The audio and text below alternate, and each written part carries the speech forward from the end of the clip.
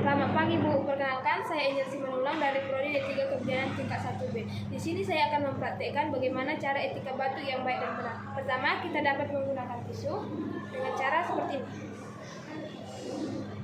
Yang kedua, kita juga dapat menggunakan siku tangan kita bagian dalam seperti ini. Lalu yang ketiga, jangan lupa menggunakan masker ketika batuk supaya orang yang di sekitar kita tidak ikut tertular batuk kita juga.